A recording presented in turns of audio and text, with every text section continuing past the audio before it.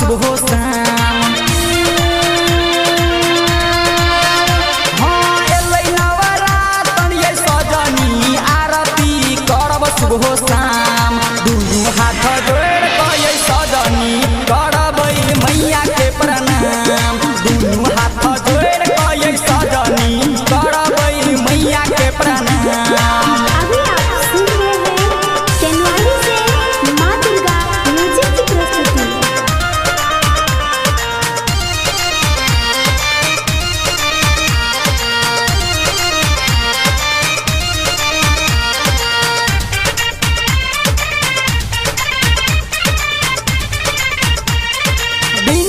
हमार जदी मैया सुन लेते हमर ये जिंदगी में खुशी भर देते।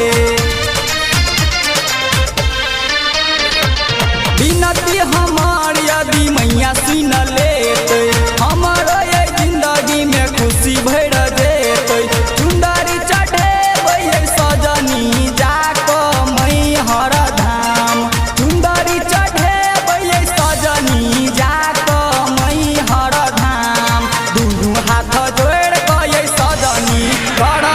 मैया के प्रणाम। दुनू हाथ जोड़ के सजनी करबै मैया के प्रणाम।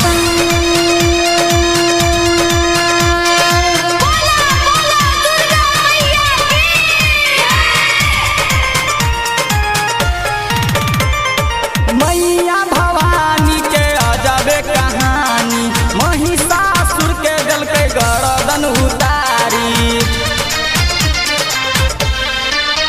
हाँ मैया भवानी के अजबे कहानी महिषासुर के दलखिन गर्दन उतारी। 10 भुजाधारी मैया ये सुनू न छै बहुते महा।